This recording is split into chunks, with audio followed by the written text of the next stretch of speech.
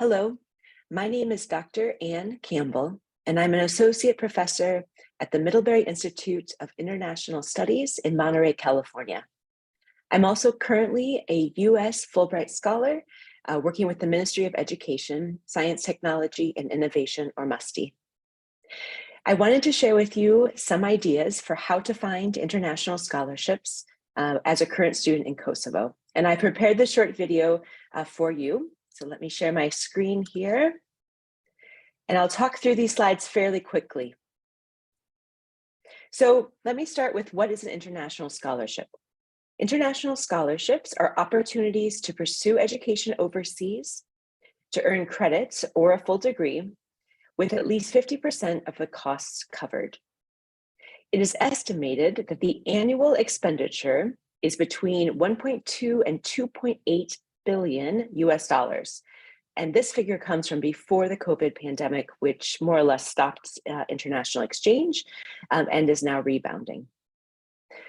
Laura Perna and her colleagues at the University of Pennsylvania looked at governments around the world and found that 183 of these governments offered scholarships to send students abroad, and that includes the government of Kosovo.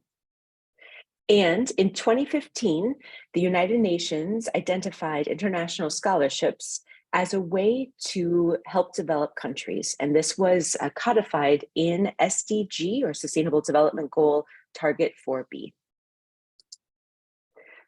So a colleague and I did some research. Her name is Emily Neff, and we looked at 119 different programs for scholarships and looked at what were the main rationales for why governments and private foundations fund international scholarships. And on this screen are the 6 main rationales. They're listed in order of my majority, the number of programs that identify these as their key rationales. So first is skills and knowledge acquisition for human capital development.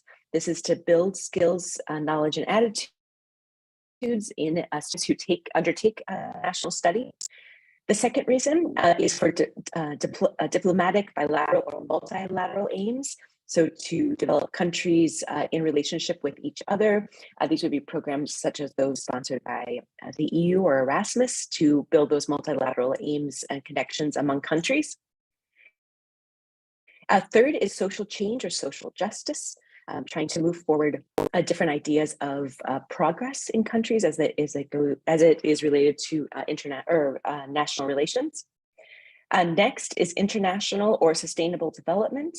There was a large-scale program in Kosovo that fit under this rationale, and that was the TLP, or the Transformational Leadership Program, to really work on general international development in Kosovo.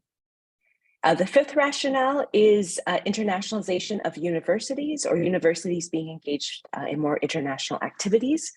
And then finally is to extend access to higher education. So giving students chances to pursue education outside of the country in which they live. I've highlighted the top 2 rationales on this slide because these are the most common, and also the scholarships that that are currently offered in Kosovo and identified most frequently among those being offered today. So why am I telling you this? I'm telling you this because the logic of funders is this idea that they will invest in you as an individual and then you will give back. And it is this notion of applying the knowledge, skills, and attitudes, or the KSAs, that you learned abroad, and you will apply them to Kosovo. This idea is very much based on this image of water, of dropping an idea or dropping a skill or a talent into a body of water, into a pond, and what effect. So the idea is, when one is educated, they return and give back to their home country, and they create this ripple effect to influence other people. So in the research that I've done over the past decade, I've really honed in or tried to understand, what does this mean? What does this look like? How do people give back? And it's really in these 4 categories. And this is across hundreds of interviews that I've done with alumni of scholarships in multiple countries. So the main ways that people give back are through education, so teaching and training others, designing new curricula, introducing new pedagogies, often teaching at university level. The second way is through citizenship activities. So alumni of scholarship programs encourage voting, they educate other citizens on their rights, they fight corruption and also social ills such as misogyny, racism, xenophobia, and they work to all individuals specific or to integrate them fully into society. So individuals with disabilities, Roma, etc. Three is leadership. They take on roles that include working for the government, running for office. They write new policies, and they give good examples. They speak up and help to fight for justice in the country. And then the fourth way is innovation. So they bring in new ideas from elsewhere, start new organizations and businesses, are entrepreneurs, and spearhead social change campaigns. They have this unique position because they understand Kosovo well, and then they import ideas from abroad, leading to innovative practices.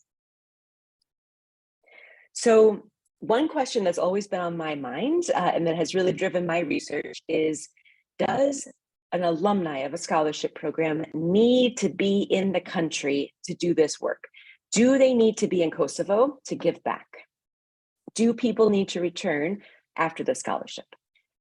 And when I started this research, I thought the answer was absolutely not, that you could send remittances, that you could volunteer for boards and join meetings on Zoom and FaceTime and contribute remotely. However, the alumni that I've talked to answered this question, does one need to be in their home country to give back, with this answer? Yes. And why is this the case? So alumni say that people need to return in order to be on the front lines of when opportunities are offered, when advice is given, that they are immediately available for decisions when they are made, and they come not just with a critical opinion or critical eye and say, this isn't what I would recommend, or I don't know if I agree with this, but they also import those outsider views. They have an alternative opinion and they know how to implement or how to move forward with an example or a program or a policy from overseas.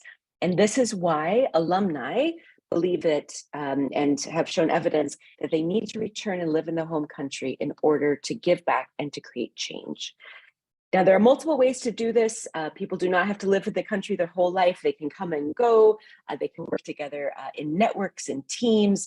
However, overwhelmingly, alumni say that you must be in the country to really create the change that you want to see after an international scholarship. So I hope I haven't deterred you from interest in international scholarships, but I wanted to lay out what the research says about how these programs work. And here's how you learn more about scholarship opportunities.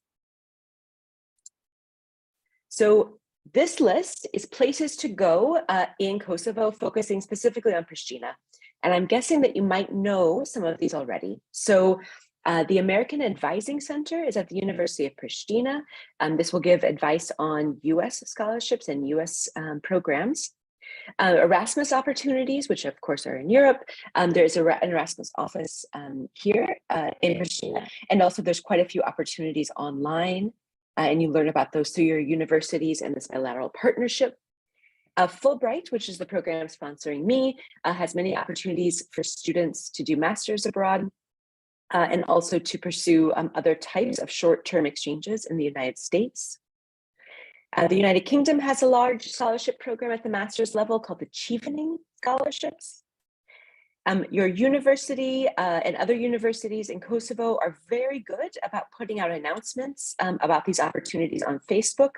As you know, Facebook is a powerhouse here in Kosovo, so there's ways to set your to get your settings so that you get these announcements. And then one other way to really get a better sense of scholarships is alumni themselves. So if you can better identify who received the award in the past, ask them for coffee and learn more about their opportunities, that can be very helpful as well. Okay, now here are a few other great sources that perhaps you haven't thought of or aren't that familiar here in Kosovo.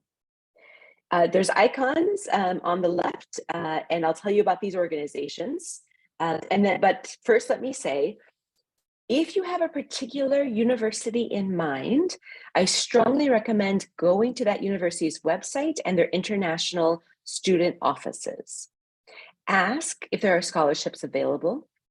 The reason I suggest this is that a lot of universities will have 3 types of scholarships that are mentioned on their website that you might not find otherwise. So these types of scholarships are university-specific scholarships. They may be endowments or other grants given for students of that university that once you are accepted, you can take advantage of. The second category is other national scholarships, or in the US, these are state scholarships. So there may be opportunities that are local or specific to a country that would be offered through the university, and it would be worth investigating those. And then in addition, some universities will have no loan policies. And what this means is that they will determine the cost of your tuition or the cost of your room and board or your housing based on your income or your family's income. And they will say that those students who come from lower income families or families that make below a certain threshold of funding, that they will not have to pay for their university. So they try to make it more even between wealthy families and other families. So these are called no loan policies, and they're worth investigating as well for degrees, especially in the US. But it's more useful to think of the total cost to pursue an overseas education as opposed to just the amount of scholarships, and think about how you can build together certain opportunities to fully cover the cost of your education. Other places to look for scholarships. The first icon here is We Make Scholars. This is a very cool organization. It was started by alumni of scholarship programs in India. And what they do is they have a list of scholarships, and they also offer a loan program where alumni of scholarships put money forward. People who are on current scholarships borrow from We Make Scholars, and then they pay back with time. And it continues the effort to fund scholarships for international scholarships for students. Another great website is Scholars for Development. And this is a list of scholarships as well, especially in those areas that are working towards building the capacity of the country or contributing to unique skills in the country. And then finally, one of my favorites is Scholarships for Change. This website is looking at those people and those organizations that fund scholarships and their motivations. So it has a really cool map feature, so you can take a look at who's funding scholarships where and how the different programs are offered across the world. So I'm going to leave you with this slide. When you apply for a scholarship, think like a funder. Be a smart applicant and think like a funder. Take a moment to critically assess, why is the scholarship being offered? In other words, what is their rationale for funding this educational opportunity? Next, think, how can I give back to Kosovo with the skills, knowledge, and attitudes that I would gain while being an international student, and apply that to Kosovo's development in line with that rationale? And bringing this together, how can I show that I am the right candidate to link my experiences with the change that I want to see in Kosovo? So my main message for you is that these programs all have distinct rationales of why they want to fund Kosovo students for scholarships. So be smart, think like they think, and write your application that shows you are a person who will connect your previous experience with the new KSAs, the knowledge, skills, and attitudes that you'll gain while being a student overseas to produce the change that you want to see in Kosovo. I hope this is helpful. Thank you very much for your time and good luck with your applications.